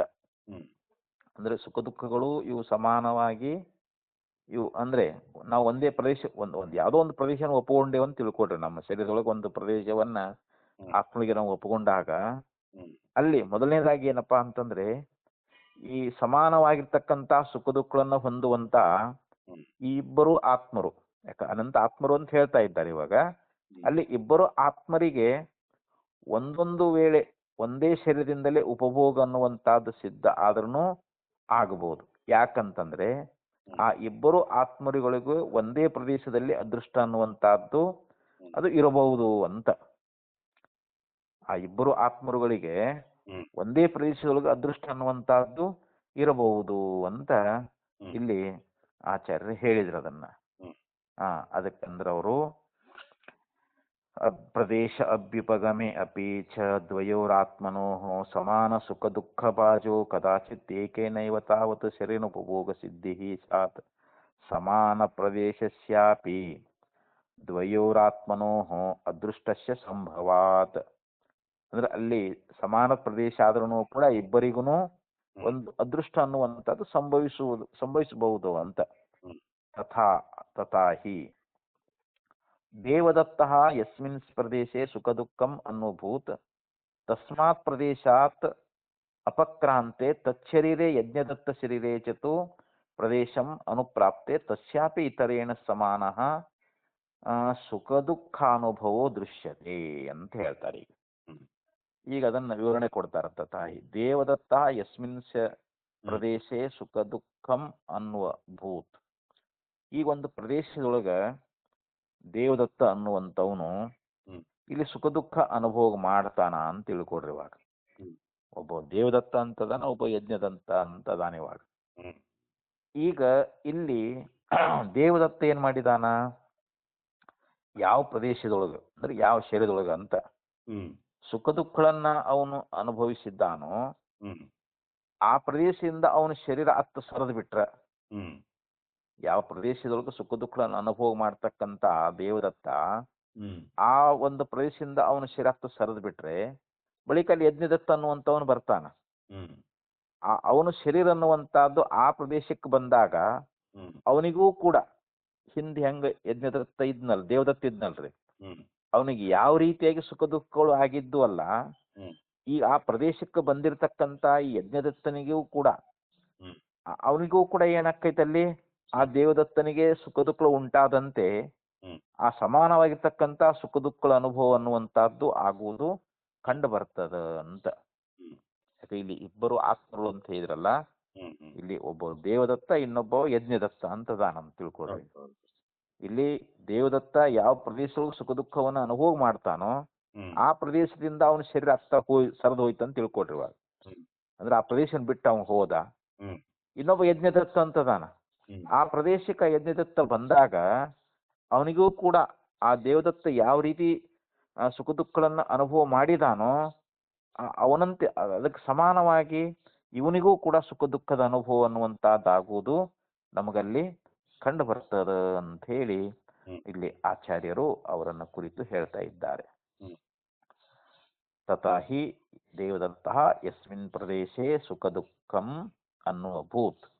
ಅಂದ್ರೆ ಯಾವ ಪ್ರದೇಶದಲ್ಲಿ ಸುಖ ದುಃಖಗಳನ್ನ ದೇವದತ್ತನು ಅನುಭವಿಸಿದ್ದಾನೋ ತಸ್ಮಾತ್ ಪ್ರದೇಶ ಅಂದ್ರೆ ಆ ಪ್ರದೇಶದಿಂದ ಅಪಕ್ರಾಂತಿ ಅಂದ್ರೆ ಅಲ್ಲಿ ಸರಿದು ಹೋದ ಅಂತಂದ್ರೆ, ದೇವದತ್ತ ಆ ಸ್ಥಾನನ ಬಿಟ್ಟು ಹೋದ ಅಂತಂದ್ರೆ ತತ್ ಶರೀರೆ ಅಂದ್ರೆ ಅದೇ ಶರೀರದೊಳಗೆ ಯಜ್ಞದತ್ತ ಶರೀರೇಚ ತಮ್ ಪ್ರದೇಶಂ ಅನುಪ್ರಾಪ್ತೆ. ಅಲ್ಲಿ ಯಜ್ಞದತ್ತನಾಗಿರ್ತಕ್ಕಂಥವನ ಶರೀರ ಅನ್ನುವಂತಹದ್ದು ಆ ಪ್ರದೇಶದಲ್ಲಿ ಬಂದಾಗ ಅವನಿಗೂ ಕೂಡ ತಸ್ಯಾಪಿ ಅಂದ್ರೆ ಆ ಯಜ್ಞದತ್ತನಿಗೂ ಕೂಡ ಇತರೇಣ ಸಮಾನಃ ಅಂದ್ರೆ ದೇವದತ್ತ ಯಾವ ರೀತಿಯಾಗಿ ಸುಖ ದುಃಖವನ್ನು ಅನುಭವ ಮಾಡಿದ್ನೋ ಹಾಗೆ ಇಲ್ಲಿ ಯಜ್ಞದತ್ತನಿಗೂ ಕೂಡ ಆ ಸುಖ ದುಃಖದ ಅನುಭವ ಅನ್ನುವಂತಹದ್ದು ಸಮಾನವಾಗಿ ಆಗುವುದು ನಮಗೆ ಕಂಡು ಬರ್ತಾ ಇದೆ. ಸ ನ ಸ್ಯಾತ್ ಯದಿ ದೇವದತ್ತ ಯಜ್ಞದತ್ತಯೋ ಸಮಾನ ಪ್ರದೇಶಂ ಅದೃಷ್ಟಂ ನ ಸ್ಯಾತ್ ಸ್ವರ್ಗಾದ್ಯನೂಪಭೋಗ ಪ್ರಸಂಗಶ್ಚ ಪ್ರದೇಶವಾದಿನಃ ಸ್ಯಾತ್. ಸ ನ ಸ್ಯಾತ್, ಒಂದು ವೇಳೆ ಹೀಗೆ ಆಗುವುದಿಲ್ಲ ಅಂತಾದರೆ ದೇವದತ್ತ ಯಜ್ಞದತ್ತಯೋ ಸಮಾನ ಪ್ರದೇಶಂ. ಇಲ್ಲಿ ದೇವದತ್ತ ಮತ್ತು ಯಜ್ಞದತ್ತರಿಗೆ ಒಂದು ಸಮಾನವಾಗಿರ್ತಕ್ಕಂಥ ಪ್ರದೇಶ ಅನ್ನುವಂತಹದ್ದು.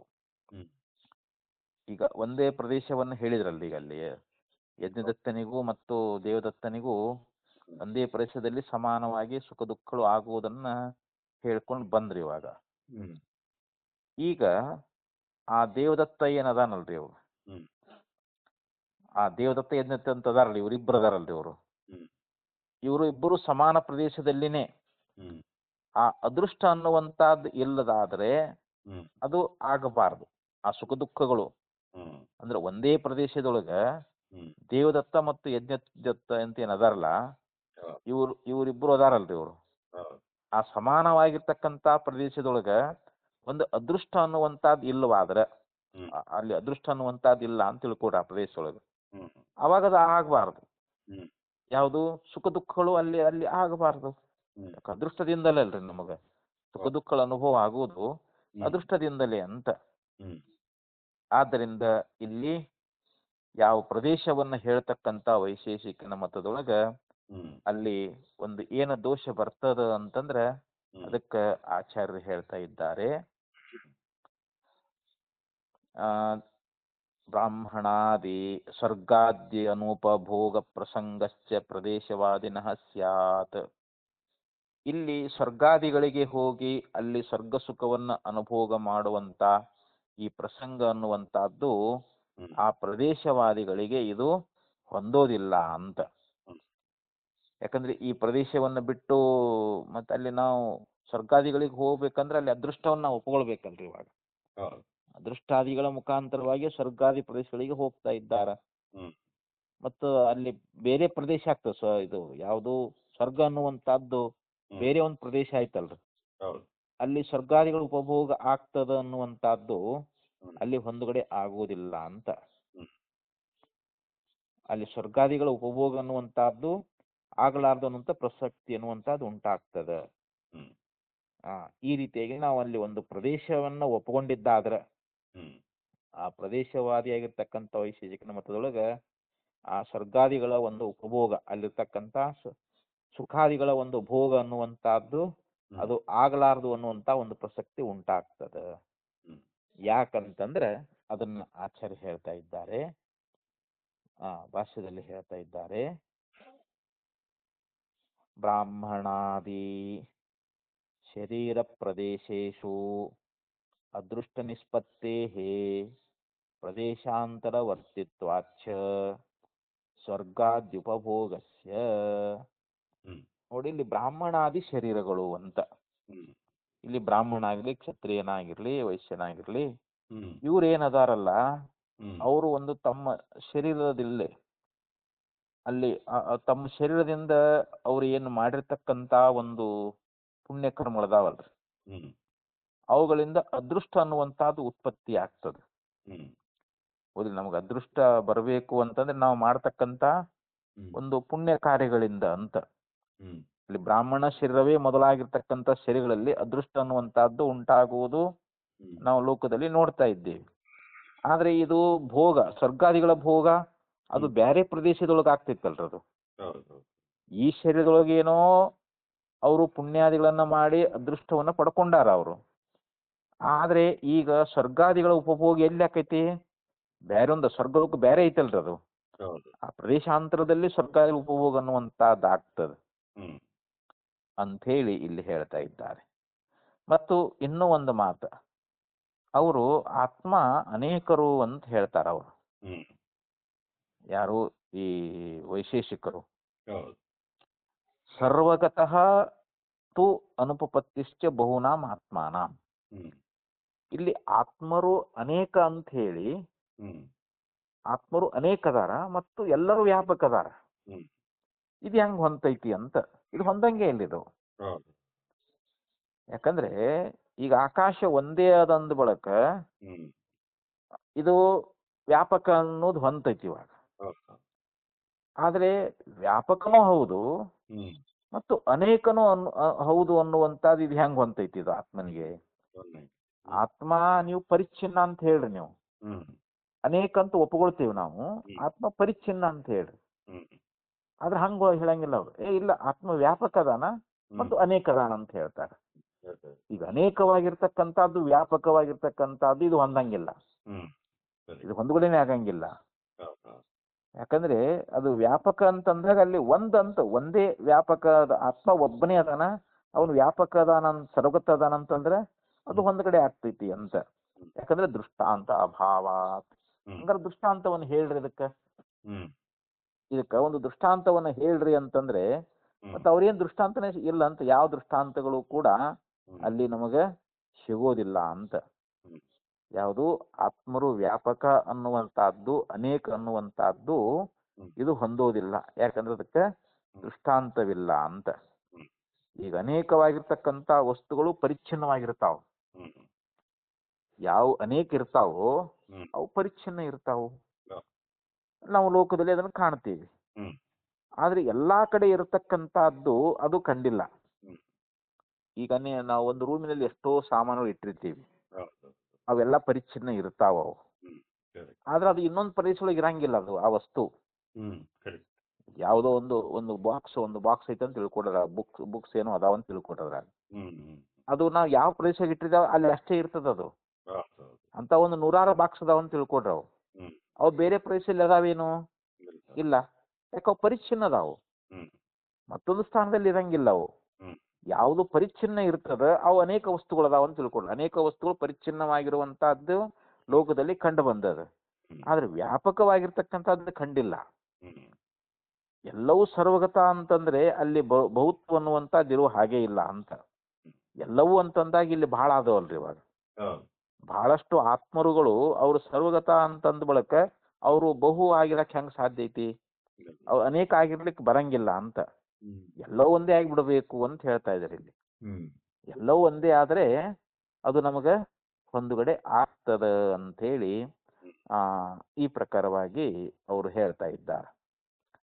ಅಂದ್ರೆ ಇಲ್ಲಿ ಆತ್ಮ ಸರ್ವಗತ ಮತ್ತು ಸರ್ವಗತ ಅಂದ್ರೆ ವ್ಯಾಪಕ ಮತ್ತು ಅನೇಕ ಅನ್ನುವಂತಹದ್ದು ಏನ್ ಹೇಳ್ತಾ ಇದ್ದಾರಲ್ಲ, ಅದಕ್ಕೆ ದೃಷ್ಟಾಂತ ಅನ್ನುವಂತಹದ್ದೇ ಇಲ್ಲ ಅಂತ ಹೇಳಿ ಅದನ್ನ ಇಲ್ಲಿ ನಿರಾಕರಣೆ ಮಾಡ್ಕೊಂಡು ಬಂದ್ರು.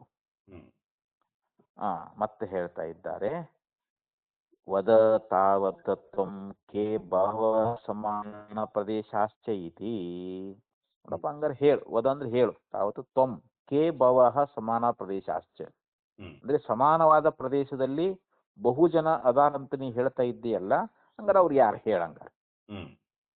ಅಂದ್ರೆ ಇಲ್ಲಿ ವೈಶೇಷಿಕರನ್ನ ಕುರಿತು ಆಚಾರ್ಯರು ಅವರನ್ನ ಪ್ರಶ್ನೆ ಮಾಡ್ತಾ ಇದ್ದಾರೆ. ಆ ಸಮಾನ ಪ್ರದೇಶದಲ್ಲಿರ್ತಕ್ಕಂಥ ಆತ್ಮರುಗಳು ಏನದಾರಲ್ಲ, ಅವರು ಬಹುವಾಗಿ ಅದಾರ ಅಂತ ನೀ ಹೇಳ್ತಾ ಇದ್ದೀಯಲ್ಲ, ಹಂಗಾರೆ ಅವು ಬಹುವಾಗಿರ್ತಕ್ಕಂಥ ವಸ್ತುಗಳು ಯಾವು, ಆ ಪದಾರ್ಥಗಳು ಯಾವು, ಅದನ್ನ ಹೇಳಿ ನೋಡೋಣ ಅಂತ. ಯಾಕಂದ್ರೆ ಇಲ್ಲಿ ವಿಭುವಾಗಿರ್ತಕ್ಕಂಥ ಅನೇಕ ಆತ್ಮರುಗಳು ಒಂದೇ ಪ್ರದೇಶದಲ್ಲಿ ಇರ್ತಾರನ್ನುವಂತಹದ್ದು ಹೊಂದಂಗಿಲ್ಲ ಅಂತ. ಆ ಬಹು ಆತ್ಮರು ವಿಭುವಾಗಿರ್ತಾರನ್ನುವಂತಹದ್ದು ಆಗಿರ್ಲಿ. ಈಗ ಅನೇಕ ಪದಾರ್ಥಗಳದಾವಲ್ಲ, ಅವು ಸಮಾನ ಪ್ರದೇಶದಲ್ಲಿ ಇರಬಹುದೆಂಬುದಕ್ಕೆ ಏನಾದ್ರೂ ದೃಷ್ಟಾಂತ ಹೇಳಂಗಾರ ನೋಡೋನು. ನಿನಗೇನಾದ್ರು ದೃಷ್ಟಾಂತ? ಈಗ ಅನೇಕ ಪದಾರ್ಥಗಳು ಇರಬೇಕು, ಒಂದೇ ಪ್ರದೇಶದಲ್ಲಿ ಇರಬೇಕು, ಸಮಾನ ಪ್ರದೇಶದಲ್ಲಿ ಇರಬೇಕು ಮತ್ತು ವ್ಯಾಪಕವಾಗಿರಬೇಕು. ಅಂತದ್ದು ಯಾವ ವಸ್ತುಗಳು ಹೇಳು ಅಂತ ಹೇಳಿ ನಮ್ಗೆ ದೃಷ್ಟಾಂತ ಹೇಳಕ್ ಬರಂಗಿಲ್ಲ. ನಮ್ಗೆ ಎಲ್ಲಿ ದೃಷ್ಟಾಂತ ಹೇಳ್ತಾನೆ ನಾವು? ಭೂವಾಗಿರ್ತಕ್ಕಂಥ ಪದಾರ್ಥಗಳು ಯಾವ ನೋಡೋನು ಹೇಳು ಅಂತೇಳಿ ಈ ಪ್ರಕಾರ ವೇದಾಂತಿಗಳು ಆ ವೈಶೇಷಿಕನನ್ನ ಕುರಿತು ಪ್ರಶ್ನೆ ಮಾಡಿದಾಗ ಅವಾಗ ಆ ವೈಶೇಷಿಕ ಹೇಳ್ತಾ ಇದ್ದಾನೆ, ಅವಾಗಂತ ನಾವು ರೂಪಾದಯ ಇತಿ ಚೇತ್, ಮತ್ತು ರೂಪಾದಿಗಳದಾವಲ್ರಿ ಅಂತ ಅನ್ಬೋದು. ರೂಪಾದಯ ಅಂದ್ರೆ ರೂಪಾದಿಗಳು ಅಂತ. ಅಂದ್ರೆ ಇಲ್ಲಿ ಬಹುವಾಗಿರ್ತಕ್ಕಂಥ ರೂಪರಸಾದಿಗಳು ಹ್ಮ್ ಒಂದೇ ಪದಾರ್ಥದಲ್ಲಿ ಇರುವುದಿಲ್ಲೇನು ಅಂತ ಕೇಳ್ತಾನ ಅವನು. ಹ್ಮ್ ಒಂದೇ ಪದಾರ್ಥದಲ್ಲಿ ಅಲ್ಲಿ ರೂಪನೂ ಅದ, ರಸನೂ ಅದ, ಹ್ಮ್ ಗಂಧನೂ ಅದ. ಹ್ಮ್ ಹಾಗೆ ಬಹು ಪದಾರ್ಥಗಳು ಕೂಡ ಆ ಸಮಾನವಾದ ಪ್ರದೇಶದಲ್ಲಿ ಇರಬಹುದು ಅಂತ ಹ್ಮ್ ಅವನ ಆಕ್ಷೇಪ. ಇವಾಗ ಹ್ಮ್ ಬಹುವಾಗಿರ್ತಕ್ಕಂಥ ರೂಪ ರಸ, ರೂಪ ಬೇರೆ, ರಸ ಬೇರೆ, ಗಂಧ ಬೇರೆ, ಇವೆಲ್ಲ ಬೇರೆ ಬೇರೆ ಅದಾವಲ್ರಿ. ಹೌದು. ಆದ್ರೂ ಕೂಡ ಒಂದೇ ಪದಾರ್ಥದಲ್ಲಿ ಅದಾವಲ್ಲ ಹ್ಮ್ ಅಂತೂ ಒಂದ್ ವೇಳೆ ಅವನು ನಮಗೆ ಉತ್ತರ ಕೊಟ್ರೆ ಹ್ಮ್ ಅದಕ್ಕ ಆಚಾರ್ಯರು ಹೇಳ್ತಾ ಇದ್ದಾರೆ, ಇದು ನೀ ಹೇಳುವಂತಹದ್ದು ಇದು ಹೊಂದೋದಿಲ್ಲ. ಹ್ಮ್ ಯಾಕೆ ಅಂತಂದ್ರೆ ಅವರಂತ ಇದ್ದಾರೆ,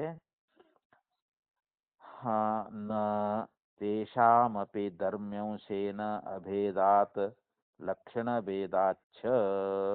ಹ್ಮ್ ತೇಷಾಮಪಿ ನೀ ಹೇಳುವಂತ ಈ ರಸಾದಿ ರೂಪರಸಾದಿಗಳೇನದಾವಲ್ಲ ಹ್ಮ್ ಅವು ಧರ್ಮೀಯ ಅಂಶಕ್ಕಿಂತ ಭಿನ್ನ ಅಲ್ಲವು.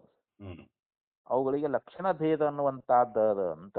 ಹ್ಮ್ ಆದ್ರೆ ಇಲ್ಲಿ ಬಹುಸಂಖ್ಯಾಕವಾಗಿರ್ತಕ್ಕಂಥ ಆತ್ಮರುಗಳಿಗೆ ಲಕ್ಷಣ ಭೇದ ಅನ್ನುವಂತಹದ್ದು ಇಲ್ಲ ಅಂತ ಹೇಳಿದ್ರು ಅವರು. ಹ್ಮ್ ಆತ್ಮರು ಒಂದೇ ಸ್ವರೂಪದ, ಅವರಲ್ಲಿ ಲಕ್ಷಣಗಳು ಬೇರೆ ಬೇರೆ ಇಲ್ಲೇ ಇಲ್ಲ. ಎಲ್ಲಾ ಆತ್ಮರಿರ್ತಕ್ಕಂಥ ಲಕ್ಷಣ ಒಂದೇ ಅದ. ಹ್ಮ್ ಆದ್ರೆ ಇಲ್ಲಿ ಆ ಧರ್ಮೀಯ ಅಂಶಕ್ಕಿಂತ ಅವು ಭಿನ್ನ ಅಲ್ಲ. ಯಾಕೆ ಅಲ್ಲಿ ಲಕ್ಷಣ ಭೇದ ಏನ್ ಅವನೇನ್ ರೂಪರಸಾದಿಗಳು ಅಂತ ಹೇಳಿದ್ನಲ್ರಿ, ಹೌದು. ಅವುಗಳಲ್ಲಿ ಆ ಧರ್ಮೀಯ ಅಂಶಕ್ಕಿಂತಲೂ ಅವು ಭಿನ್ನ ಅಲ್ಲ. ರೂಪರಸಾದಿಗಳು ಯಾವ ಧರ್ಮಿ ಒಂದು ವಸ್ತು ಅದಲ್ಲ, ಹ್ಮ್ ಆ ಧರ್ಮೀಯ ಅಂಶಕ್ಕಿಂತಲೂ ಆ ರೂಪರಸಾದಿಗಳು ಬೇರೆ ಅಲ್ಲ. ಅಲ್ಲಿ ಲಕ್ಷಣ ಭೇದ ಇದೆ. ಅದು ಹೇಗೆ ಅಂತಂದ್ರೆ, ಈಗ ರೂಪಾದಿಗಳದಾವ, ಹ್ಮ್ ಅವು ಘಟಾದಿರ್ತಕ್ಕಂಥ ಗುಣಗಳು ಅನ್ನೋದು ಇದು ಸರಿಯಲ್ಲ. ಹ್ಮ್ ರೂಪ ರಸಾದಿಗಳೇನದಾವಲ್ಲ ಹ್ಮ್ ಅವು ಘಟಾದಿರ್ತಕ್ಕಂಥ ಗುಣಗಳು ಅಂತ ಸರಿಯಲ್ಲ. ಯಾಕಂತಂದ್ರೆ ರೂಪ ಅಂತಂದ್ರೆ ಅದು ಧರ್ಮಿಯಾಗಿರ್ತಕ್ಕಂಥ ತೇಜಸ್ಸು. ಹ್ಮ್ ತೇಜಸ್ಸಿನಲ್ಲಿ ರೂಪ ಅನ್ನುವಂಥದ್ದು ಇದೆ ಅಂತ. ಹ್ಮ್ ಧರ್ಮಿ ಯಾವುದು? ತೇಜಸ್ಸು. ಹ್ಮ್ ರೂಪ ಅದರ ಧರ್ಮ. ಹ್ಮ್ ರಸ ಅದರ ಧರ್ಮಿ ಯಾವುದು? ಜಲ. ಹ್ಮ್ ಜಲವಾಗಿರ್ತಕ್ಕಂಥ ಧರ್ಮಿಯಲ್ಲಿ ರಸ ಅನ್ನುವಂಥದ್ದು ಅದ ಅಂತ. ಹಾಗೆ ಇಲ್ಲಿ ಘಟ ಅನ್ನುವಂಥದ್ದು ಅವುಗಳಿಗಿಂತಲೂ ಭಿನ್ನವಾಗಿರ್ತಕ್ಕಂಥ ಧರ್ಮಿ ಅಂಥೇಳಿ ಇದು ಅನ್ಲಿಕ್ಕೆ ಅಲ್ಲಿ ನಮಗೆ ಪ್ರಮಾಣ ಅನ್ನುವಂಥದ್ದೇ ಇಲ್ಲ. ಇದು ಅಲ್ಲದೆ ಆ ರೂಪದ ಸ್ವಭಾವಕ್ಕಿಂತ ರಸ ಸ್ವಭಾವ ಬೇರೆ ಅದ. ರೂಪದ ಸ್ವಭಾವನೆ ಬೇರೆ, ರಸದ ಸ್ವಭಾವನೆ ಬೇರೆ. ಹೀಗೆ ರೂಪಾದಿಗಳಿಗೆ ಲಕ್ಷಣ ಭೇದ ಅನ್ನುವಂಥದ್ದು ಅದು. ಹಂಗ ಆತ್ಮರುಗಳಿಗೆ ಒಂದು ಲಕ್ಷಣ ಭೇದ ಅನ್ನುವಂಥದ್ದು ಅದೇನು ಅಂತಂದ್ರೆ ಇಲ್ಲ ಅಂಥೇಳಿ, ಅದಕ್ಕೆ ಅವರು ಇಲ್ಲಿ ಧರ್ಮೀಯ ಅಂಶಕ್ಕಿಂತ ಅವು ಭಿನ್ನ ಅಲ್ಲ. ಯಾಕಂದ್ರೆ ಅವುಗಳಿಗೆ ಲಕ್ಷಣ ಭೇದ ಇದೆ. ಯಾಕ ರೂಪರಸಾದಿಗಳಿಗೆ ಲಕ್ಷಣ ಭೇದ ಅನ್ನುವಂಥದ್ದು ಇದೆ. ಆದ್ರೆ ಇಲ್ಲಿ ಆತ್ಮರುಗಳು ಬಹಳ ಸಂಖ್ಯೆಯಾದವರು ಅದಾರಂತ ನೀವು ಹೇಳ್ತಾ ಇದ್ದೀರಿ. ಆ ಆತ್ಮರುಗಳಲ್ಲಿ ಲಕ್ಷಣ ಭೇದ ಅನ್ನುವಂಥದ್ದಲ್ಲಿ ಇಲ್ಲ ಅಂತ ಹೇಳಿ ಹೀಗೆ ನಿರಾಕರಣೆ ಮಾಡಿಕೊಂಡು ಬಂದರು. ಅವಾಗ ವೈಶೇಷಿಕ ಮತ್ತೆ ಅವನು ಹೇಳ್ತಾ ಇದ್ದಾನೆ, ಭೇದ ನತು ಬಹುನಾಂ ಆತ್ಮಾನೋಕ್ಷಣೋ ಭೇದೋ ಅಸ್ತಿ ಅಂತ್ಯ ವಿಶೇಷ ವಶಾತ್ ಭೇದೋಪಿ ಪತ್ತರಿತಿ ಚೇತ್ ನ. ಇದನ್ನು ಕೂಡ ಅಂತ್ಯ ವಿಶೇಷ ವಶಾತ್, ಇಲ್ಲಿ ಅಂತ್ಯ ವಿಶೇಷದಿಂದ ಅಂತ ಹೇಳ್ತಾರೆ.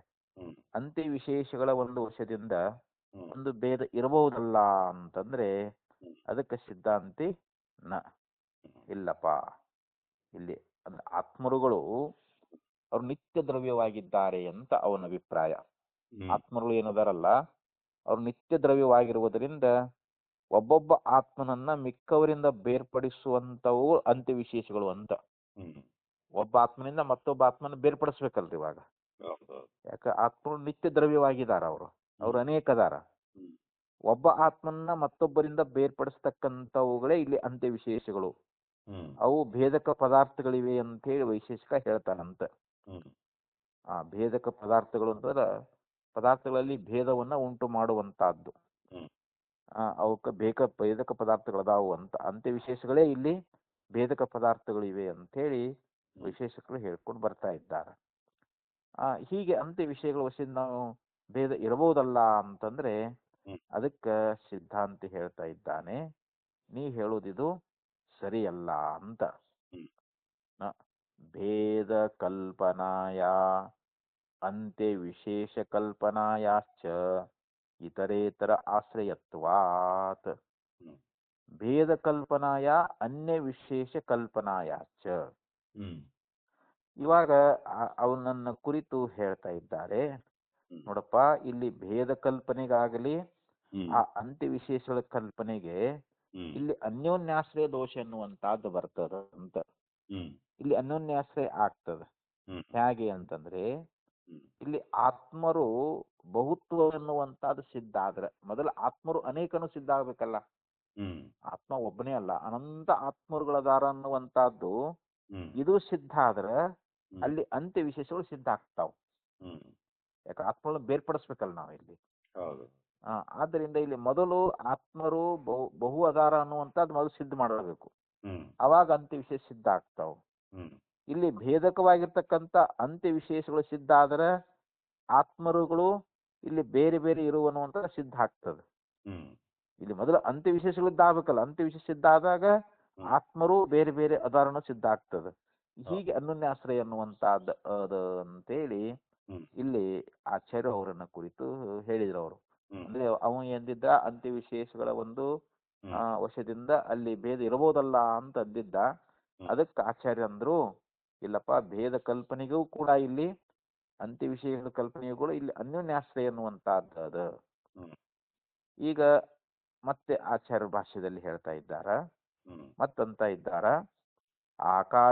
ಆಕಾಶಾದೀನಾಮಪಿ ವಿಭುತ್ವಂ ಬಹುವಾದಿನಃ ಅಸಿದ್ಧಂ.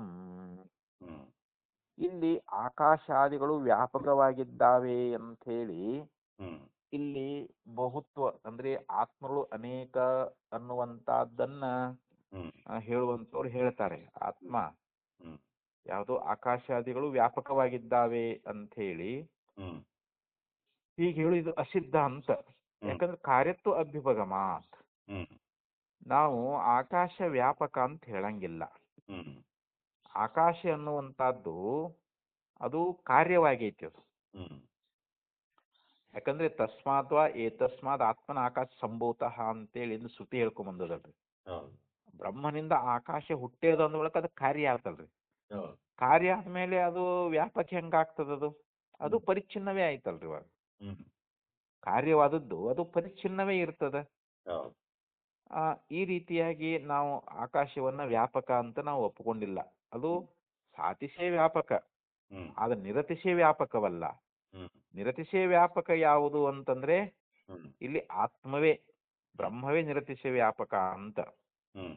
ಯಾಕಂದ್ರೆ ಯಾವುದು ಕಾರ್ಯವಾಗಿರ್ತೋ ಅದು ಪರಿಚ್ಛಿನ್ನ ಇರ್ತದಂತ. ಹ್ಮ್. ಅದು ವ್ಯಾಪಕ ಅನ್ನಕ್ಕೆ ಬರಂಗಿಲ್ಲ. ಹ್ಮ್. ಈ ಆಕಾಶಾದಿಗಳ ದೃಷ್ಟಾಂತದಿಂದ ಇಲ್ಲಿ ಅನೇಕಾತ್ಮರು ವಿಭುವಾಗಿರುವರನ್ನುವಂತಹದ್ದು ಇದು ಸಾಧಿಸಲಿಕ್ಕೆ ಆಗಲಾರದು ಅಂತ. ಹ್ಮ್. ನಾವು ಆಕಾಶ ದೃಷ್ಟಾಂತವನ್ನ ಕೊಟ್ಟು ಹ್ಮ್. ಇಲ್ಲಿ ಅನೇಕ ಆತ್ಮರುಗಳು ವ್ಯಾಪಕರಾಗಿದ್ದಾರೆ ಅಂತೇಳಿ ಸಾಧಿಸಕ್ ಹೊಂಟಿದೆಯಲ್ಲ, ಇದು ಸಾಧು ಅಲ್ಲ ಅಂತ ಹೇಳ್ತಾರೆ. ಯಾಕಂದ್ರೆ ಆಕಾಶವು ಕೂಡ ಪರಿಚ್ಛಿನ್ನ, ಅದು ವ್ಯಾಪಕ ಅನ್ನುವಂತಹದ್ದಲ್ಲ. ಆಕಾಶ ಕಾರ್ಯವಾಗೈತಿ ಅಂತ ಈ ರೀತಿ ಹೇಳಿದ್ರು. ಆದ್ದರಿಂದ ಈಗ ಕೊನೆ ಚರಣದಲ್ಲಿ ಹೇಳ್ತಾ ಇದ್ದಾರೆ, ಕಾರ್ಯತ್ವ ವಿಭಗಮ ತಸ್ಮಾತ್ ಆತ್ಮೈಕತ್ವ ಪಕ್ಷೆ ಏವ ದೋಷಾಭಾವ ಇತಿ ಸಿದ್ಧಂ. ಅದರಿಂದ ಇಲ್ಲಿ ಆತ್ಮೈಕತ್ವ ಪಕ್ಷೆ ಅಂದ್ರೆ ಅದ್ವೈತವಾದದ ಪ್ರಕಾರ, ಅದ್ವೈತ ವೇದಾಂತದ ಪ್ರಕಾರ ಇಲ್ಲಿ ಜೀವ ಮತ್ತು ಆತ್ಮರಿಗೆ ಏಕತ್ವವನ್ನೇ, ಜೀವಾತ್ಮ ಪರಮಾತ್ಮನಿಗೆ ನಾವು ಏಕತ್ವವನ್ನೇ ಹೇಳ್ತಾ ಇದ್ದೀವಿ. ಹಾಗೆ ಹೇಳುವುದರಿಂದ ಅಲ್ಲಿ ಆತ್ಮ ಒಬ್ಬನೇ ಅಂತ ಹೇಳ್ತೀವಿ. ಇಲ್ಲಿ ಜೀವ ಬ್ರಹ್ಮ ರೂಪನೇ ಅದಾನ, ಪರಮಾತ್ಮ ಸ್ವರೂಪನೇ ಅದಾನ. ಸರ್ವಂ ಕಲ್ವಿದಂ ಬ್ರಹ್ಮ, ಎಲ್ಲವೂ ಕೂಡ ಬ್ರಹ್ಮ ರೂಪವೇ. ಏಕಮೇವ ಅದ್ವಿತೀಯಂ ಅಂತ ಶ್ರುತಿ ಹೇಳ್ತದ. ಸದೇವ ಸೌಮ್ಯ ಇದಮಗ್ರಮಾಸೀತ್ ಏಕಮೇವ ಅದ್ವಿತೀಯಂ ಬ್ರಹ್ಮ ಅಂತೇಳಿ ಶ್ರುತಿ ಅನ್ನುವಂತಾದ ನಮಗ ಬೋಧ ಮಾಡುವುದರಿಂದ ನಮ್ಮ ಪಕ್ಷದೊಳಗೆ ಯಾವುದೇ ದೋಷ ಅನ್ನುವಂತಹದ್ದಿಲ್ಲ. ಆದ್ರೆ ನೀವು ಆತ್ಮರುಗಳು ಅನೇಕ ವ್ಯಾಪಕ ಅಂತ ನಾವು ಅದನ್ನ ಇಟ್ಕೊಂಡಿದ್ದಾದ್ರೆ ಇಲ್ಲಿ ಯಾವುದೂ ಹೊಂದುಗಡೆ ಆಗಂಗಿಲ್ಲ ಅಂತ ಹೇಳಿ ಇಲ್ಲಿ ವೈಶೇಷಿಕರ ಮತ್ತು ಸಾಂಖ್ಯರ ಮತದಲ್ಲಿ ಬರುವಂತಹ ದೋಷಗಳನ್ನ ಇಲ್ಲಿವರೆಗೆ ಇದನ್ನ ಹೇಳ್ಕೊಂಡು ಬಂದ್ರು. ಅಂದ್ರೆ ಇಲ್ಲಿಗೆ ಇದು ಮೂರನೇ ಪಾದ. ಇದು ಮುಗೀತ್ರಿ ಪಾದ. ಹ್ಮ್ 2ನೇ ಅಧ್ಯಾಯ 3ನೇ ಪಾದ ಮುಕ್ತಾಯ ಆದಂಗೆ ಆಯ್ತ್ರಿ ಹ್ಮ್ ಇನ್ನು 2ನೇ ಅಧ್ಯಾಯ 4ನೇ ಪಾದ ಪ್ರಾರಂಭ ಆಗ್ತದೆ. ಹ್ಮ್ ಇನ್ನು ಮುಂದಿನ ಇದ್ರೊಳಗೆ ಹೌದೌದು. 4ನೇ ಪಾದವನ್ನ ಶುರು ಮಾಡ್ತಾರೆ ಅದ್ರೊಳಗೆ. ಹೌದು. ಅದು ನೋಡೋಣ್ರಿ ಅದನ್ನ ಮತ್ತೆ ಮುಂದೆ ನೋಡಿ. ರಾತ್ರಿ ಇದನ್ನ ಹೇಳೋಣ.